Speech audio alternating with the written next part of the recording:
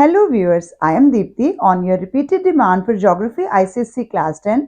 Today I am going to cover a video on Give Geographical Reasons from two important chapters of ICSE Class 10 Geography, which are Soil Resources and Natural Vegetation. So starting with reasons only. Dry farming is preferred in areas with red soil, and the answer which I am going to tell you is according to the marking scheme given by board only. Red soil is coarse-grained, friable, and does not retain moisture. Hence, dry farming is preferred in areas of red soil. Basically आपको उसकी characteristics याद रखनी है और जैसा भी reason आएगा उसके अंदर जो सुटेबल करेक्टरिस्टिक्स होंगी वो आपने डालनी है. जैसे red soil is coarse grain मतलब मोटा दाना होता है, friable and does not retain moisture को रखती नहीं है. Hence dry farming is preferred in areas of red soil. Now next is wind is a common agent of soil erosion in arid regions. Soil erosion by wind is common in arid. Arid means desert region है तो wind ही तो होगी because arid areas do not support vegetation and since there are no roots to hold the soil together. कोई roots नहीं है. There are no roots to hold the. bind करता कौन है? Soil को कौन bind करता है? Roots करते हैं. तो roots ही नहीं है जो hold करेंगी. The wind can carry away the loose soil easily. The wind speed is high here due to absence of obstruction. कोई vegetation नहीं है जो उसको रोक लेगी तो इसीलिए wind सबसे बड़ा erosion agent है. Next is alluvial soil differs in texture. This question is from paper 2016. Alluvial soil is coarse in the upper valley of rivers because the eroded matter is carried away by the fast flowing river. हमें पता है कि alluvial soil कहाँ से होती है, तो ऊपर से जब नदियां नीचे आएंगी इरोजन पावर से फास्ट फ्लोइंग रिवर के साथ वो आगे चली जाएंगी. But in the lower course नीचे आने पर the river reduces its speed and the soil particles become finer due to attrition और because the load itself get eroded. आप यही वर्ड लिखिए बिकॉज वो हेवी पार्टिकल्स कैरी करके लाए हैं. This is not possible for them to carry them all way, so इसीलिए वो वहां पर ही उनको छोड़ देंगी. Load itself get eroded तो वो लोड उनसे अलग हो जाएगा. तो फाइनर है, पार्टिकल्स बिकम फाइनर हो गए, ऊपर से नीचे आते तक छोटे हो गए हैं. Next is khadar is more fertile than bhangar. Again from 2016 paper. Khadar आपको पता है न्यू एल्यूवियम होती है. Khadar is a new alluvium which keeps getting replenished by the river, bringing down more eroded material. जब रिवर इरोड होके मटेरियल लाएगी, जो नया मटेरियल होगा वहां पर डिपॉजिट हो जाएगा, इसीलिए वो रेप्लेनिश हो जाएगा. और बंगार जो होता है वो ओल्डर एल्यूवियम होता है तो वो इतना अच्छा नहीं होता. Next question is alluvial soil is extremely fertile. Alluvial soil is extremely fertile as it is loamy, rich in potash and lime, renewed annually and retains moisture. As it contains minerals like iron, potash, lime, has sufficient depth, is renewed annually, it is transported soil which brings along lots of minerals. क्योंकि ये transport होकर आई है, ऊपर से mountain से जितने भी अच्छे मिनरल्स हैं वो लेकर आई है और नीचे लाके डिपॉजिट करेगी. Next is reforestation should be practised extensively. अब what is the meaning of reforestation? कि हम दोबारा से पेड़ लगा रहे हैं. Reforestation should be practised extensively as trees check soil erosion. Soil को बहने से ट्रीज की रूट्स ही रोक सकती हैं. Bind the soil together, help maintain ecological balance, check global warming, reduce severity of drought, recharge groundwater, provide a habitat for wildlife, cause rainfall and moderate temperature. तो जितने भी आपको यूजेस पता है वो सब हम लिख सकते हैं एक फॉरेस्ट से related. Next question is black soil is suitable for the growth of cotton. या क्वेश्चन इस तरह से भी आ सकता है, why black soil is called black cotton soil. Black soil is suitable for the growth of cotton because it is moisture retentive. Moisture को retain करती है. Has self-flowing qualities and is rich in lime, iron, potash, calcium, clay in nature. ये सब points में से आप जितना अच्छे से याद रख पाएंगे उतना अच्छा आप रीजन वहां प्रेजेंट कर पाएंगे। ब्लैक सॉइल का क्वेश्चन बहुत ही प्रोमिनेंटली पूछा जाता है। Next is conservation of soil as a natural resource. क्यों हमें सॉइल को कंजर्व करना चाहिए, what is the conservation need? तो इसमें आएगा soil is a natural resource which must be conserved. है तो नेचुरल है, कंजर्व करना चाहिए या इरोड होना देना चाहिए, और else the land become barren and can not be cultivated. Food crops will have to be imported and agro based industries will suffer. कहाँ से लाएंगे फिर हम इतने सारे एग्रीकल्चर प्रोडक्ट जो हमारे देश में ऑलरेडी खुद होते हैं? तो हमारी सारी एग्रो बेस्ड इंडस्ट्रीज सफर करेंगी। Some kind of soil are also required for construction purpose. It takes very long for an inch of the top soil to be formed. ये सारा आपको मार्किंग स्कीम जो मैं बता रही हूँ, ये बोर्ड के साथ, काउंसिल के साथ जो आंसर्स दिए गए आते हैं वहां से मैंने लिए हैं। Next is laterite soil is not suitable for cultivation. अच्छी नहीं है खेती के लिए। Laterite soil is not suitable for cultivation as it is leached, leach हो जाती है, मिनरल्स नीचे चले जाते हैं, and thus acidic. It is also poor in nitrogen, humus, lime, potash and phosphoric acid and cannot retain moisture. Now next is red soil is red in color because it is rich in iron oxide. इस तरह के questions आपको अच्छे से करने हैं। इसमें थोड़ा सा हम और भी ऐड कर सकते हैं। हम जब बोल रहे हैं red soil is red in colour because हमने एक आयरन ऑक्साइड बोल दिया, because it contains a great proportion of iron oxide. At several places its color has slight change and appears brown to gray. Next is why black soil is black in color. Black in color due to the high percentage of iron content and it contains black crystalline metamorphic rocks. अगर आप इसमें और अच्छे से याद रख सकते हैं तो SCHISTS सिट्स होता है और जिनिसिस होता है, जो मेटामॉर्फिक टाइप की आगे फर्दर टाइप्स होती हैं। अगर चाहें तो लिख सकते हैं। Next question, why black soil needs to be tilled after the first rain? When wet, the soil becomes sticky and difficult to work with. So the soil needs to be tilled after the first rain. इसकी tilling necessary हो जाती है। एक और question black soil से ही related, why it is a residual soil?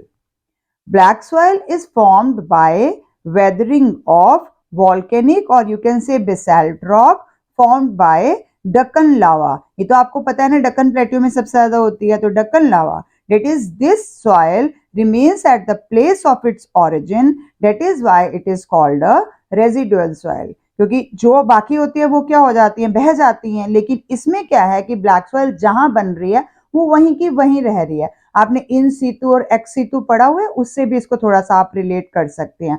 But black soil की formation में वॉल्केनिक रॉक या बेसाल्ट रॉक का आना और डक्कन लावा, ये वर्ड्स आपके कीवर्ड्स रहेंगे। Next is red soil is generally infertile.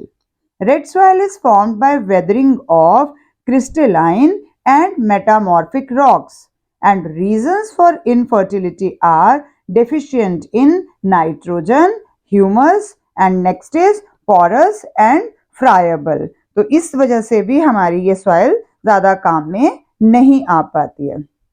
Now coming to next chapter, which is natural vegetation.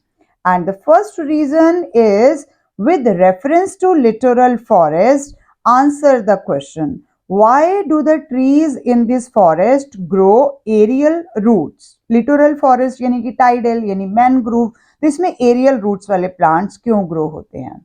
Trees in the littoral forest grow aerial roots as these trees grow in swampy areas. Thus these roots help the plant to survive in the shifting mud of the coastal region which is affected by tides. क्योंकि tidal reason में है, उस reason में survive करने के लिए shifting mud के साथ कभी रूट्स बाहर आ जाएंगी, जब हाई टाइड होगी तो डिप हो जाएंगी, जब लो टाइड आएगी तो रूट्स बाहर निकल आएंगी। और ये कहाँ होता है आपको पता चल गया होगा, सुंदरबन डेल्टा वेस्ट बंगाल में। और सुंदरबन का नाम सुंदरबन क्यों है, ये भी रीजन में क्वेश्चन आ सकता है, because of the sundari trees जो वहां पर पाए जाते हैं। Next is how do forest have a favourable effect on the climate of the region, या कोई भी ऐसा क्वेश्चन जिसमें फॉरेस्ट की इंपॉर्टेंस पूछी हुई है। Answer is forest transmit moisture into the air by means of transpiration and induce precipitation. Forests turn carbon dioxide into oxygen and thus help to purify the air we breathe. बाकी भी इसके अलावा जो भी आपको पता है कि वो किस तरह से क्या क्या कंट्रोल करते हैं, वो सब भी आप इसके अंदर दे सकते हैं। Next question is the trees in monsoon deciduous forest shed their leaves for about 6 to 8 weeks during March and April. क्यों वो शेड करते हैं अपने लीव्स को? Lack of sufficient moisture for leaves to withstand dry weather conditions, or to conserve moisture, or you can also write to reduce loss of water through transpiration, or to have less surface area. Subsoil water is not enough for trees to retain leaf cover and to survive heat and drought conditions during autumn, spring and early summer. Monsoon deciduous forests shed their leaves for about 6 to 8 weeks. इसमें आप कोई दो points ले सकते हैं, मैंने बहुत सारे पॉइंट्स आपको शॉर्ट में बताए हैं। लॉस ऑफ वाटर रिड्यूस करते हैं, मॉइस्चर को कंजर्व करते हैं, लेस सरफेस एरिया उनका बाहर आता है, सब सॉइल वाटर सफिशिएंट नहीं होता है, ट्रांसपिरेशन को से होने वाले वाटर लॉस को रिड्यूस करते हैं। तो इस तरह से आप बहुत सारे पॉइंट्स इसके अंदर ले सकते हैं। Next is the tropical deciduous forest belt is commercially the most important forest belt. The tropical deciduous forests are commercially more useful than other type of forests. Since कौन-कौन सी trees हैं वहाँ पर? Teak, sal, shisham, etc. provide valuable timber for various purposes like construction and furniture, and many forest products like rubber, lag, gum, herbs, medicinal plants, fruits, etc. जितने भी आपने इसके बारे में प्लांट्स पढ़े हैं, उन प्लांट्स के जो यूजेस पढ़े हैं ट्रीज के, वो सारे के सारे आप इसके अंदर लिख सकते हैं, क्योंकि यहाँ हमने कमर्शियली वायबल, तो कमर्शियली सबसे ज्यादा मोस्ट इंपॉर्टेंट है ही ट्रॉपिकल डेसिडुअस हैं, हमें सबसे ज्यादा इकोनॉमिक ग्रोथ उन्हीं की वजह से मिलती है, इसीलिए हमने उसी पॉइंट को एक्सप्लेन करना है। इसके अलावा they occur in pure stands and thus can be exploited easily. एक बात इसकी ये भी है कि हम इनको इजीली एक्सप्लॉइट भी कर सकते हैं। They are easily accessible since they are not very dense, क्योंकि एवरग्रीन में या हम लिटोरल की बात करेंगे इतना हम उनके अंदर कहाँ जाते हैं, लेकिन इनके अंदर हम जा सकते हैं। तो they are easily accessible since they are not very dense, this is another point. And one more point is they occur in pure stands and thus can be exploited easily. आराम से हम जाकर इनको निकाल सकते हैं, इनमें से जो भी हमने लेना है प्रोडक्ट्स ले सकते हैं। Next question, tropical evergreen forest occur on the windward side of the western Ghat.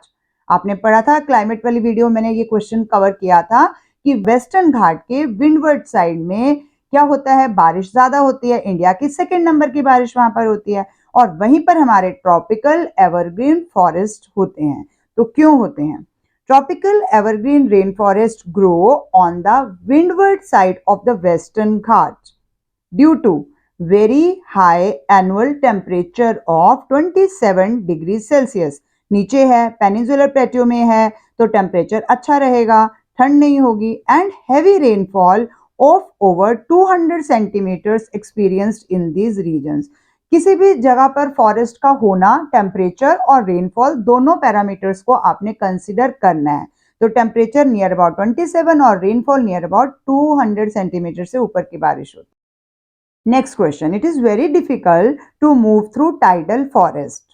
It is very difficult to move through tidal forest as they are very dense हैं, and dark, damp हैं, swampy हैं, and water logged है। हर time वहां पर एक swampy यानी कि हम मॉइस्चर कहेंगे कि बहुत ज्यादा रहेगा नीचे, मतलब दलदल टाइप एरिया रहेगा।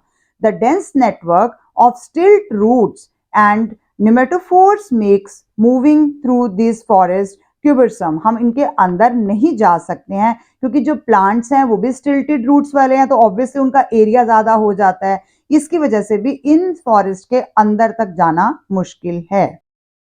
Next is give reason to explain as to why we need to conserve our forest resources. किसी भी नेचुरल रिसोर्स का कंजर्व होना मीन्स उसकी इंपॉर्टेंस को बताना है आपने। फिर से बहुत सारे इंपॉर्टेंस बता रही हूँ, उसमें से जो आपको पॉइंट्स चूज करने हैं आप कर सकते हैं। Forest must be conserve because they have a favourable effect on the climate और temperature and rain, help in soil conservation, flood control measure, maintain the ecological balance, habitat of wildlife, provide forest products, places of tourist interest, became a source of humus, check extension of sand dune. आगे sand dune को आगे नहीं जाने देगा, अगर forest होंगे तो फिर वो डेजर्ट एरिया आगे नहीं जा पाएगा। Next is prevent global warming, recharge ground water, so many points are there. आप जो लिख सकते हैं इसमें से, जो याद रख सकते हैं उस टाइम आपके माइंड में आएगा वो आप लिख सकते हैं। मेन इकोलॉजिकल बैलेंस और एनवायरमेंट और ट्रांसपिरेशन, ये कीवर्ड्स अपने याद रखने हैं आपने। Next is explain as to why the tropical evergreen forests are difficult to exploit for commercial purpose.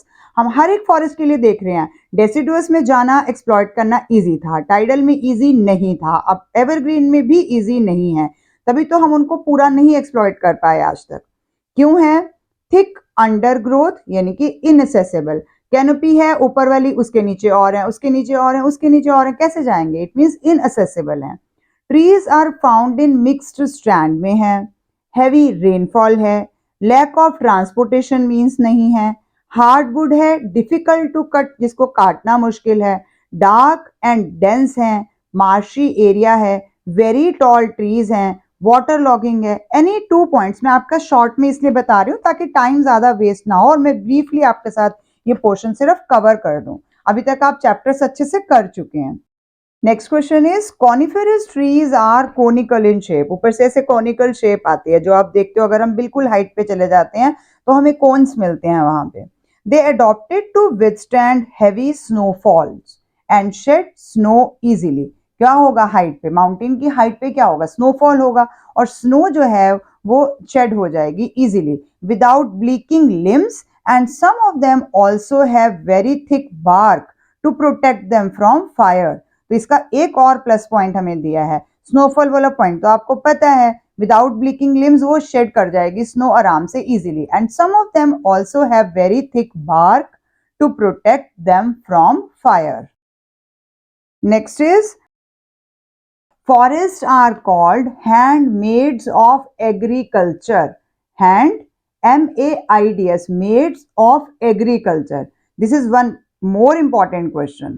Forests are useful in agriculture both directly and indirectly. वैसे तो हमें फॉरेस्ट के बहुत सारे यूजेस पता हैं, बट यहाँ उसने पर्टिकुलरली एग्रीकल्चर के साथ पूछा है। Directly they supply wood for making farm implements, indirectly they help in keeping the climate humid and create favorable conditions for rain. They are helpful in checking floods and preventing soil erosion. That is why forests are called handmaids of agriculture. मतलब किस तरह से उनकी help करते हैं। Next question is, we find very little vegetation in the Indo-Gangetic plain. Why? The Indo-Gangetic plain is a very fertile plain. आपको पता है सारा ह्यूमस एरिया है ये। Therefore, most of the plain has been cleared for farming. हमने cultivation कर दी है। Secondly, Indo-Gangetic plain is vast plain with different amount of rainfall decreasing from east to west. जैसा मैंने क्लाइमेट वाली वीडियो में आपके साथ डिस्कस किया था, तो रेनफॉल धीरे धीरे ईस्ट से वेस्ट की तरफ, वेस्ट बंगाल से हम इधर आएंगे बिहार की तरफ, फिर यूपी की तरफ, धीरे धीरे धीरे धीरे कम होता जाएगा। तो इसीलिए हर जगह पर हमारे को वेजिटेशन की जो टाइप है वो थोड़ा थोड़ा चेंज मिलेगी। Next one more question is, there is a gradual increase in the forest cover in India in recent times. Normally हम पढ़ते थे कि डिक्रीज हो रहा है फॉरेस्ट कवर, लेकिन इस तरह से भी क्वेश्चन आ सकता है, gradual increase in forest cover in India in recent time में बढ़ रहे हैं जंगल।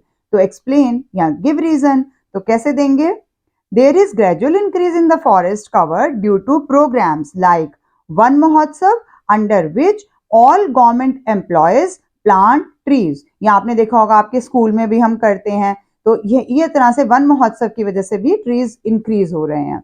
Second is due to afforestation scheme in which trees are planted in Rajasthan, Uttar Pradesh and Kutch region, जहां पर कम है वहां पर भी हमने ट्री प्लांटेशन यानी कि एफोरेस्टेशन प्रोग्राम्स चलाए हैं. Due to reforestation scheme in which 2 saplings are planted for every tree that is cut. अगर हमने एक ट्री काटा है हम 2 saplings लगाएंगे. क्या है ये? रीएफोरेस्टेशन प्रोग्राम या स्कीम. तो इन तीनों पॉइंट्स को आप अच्छे से एक्सप्लेन करके लिख सकते हैं.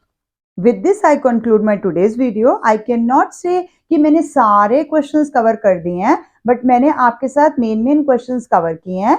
मोरओवर चैप्टर में जो आपने उन ट्रीज के कैरेक्टरिस्टिक्स, उनका टेम्परेचर, रेनफॉल, कौन से ट्रीज हैं, कहाँ यूज होते हैं, ये सब अच्छे से पढ़ लिया है. तो रीजन ऑब्वियसली आप आराम से आंसर कर पाएंगे. और उन्हीं में से आपने पॉइंट्स लेने हैं. हिंट तो उन्हीं के अंदर छिपी हुई है. Thank you for watching till the end. Keep watching, sharing and subscribe to my channel. And don't forget to press the bell icon. Thank you.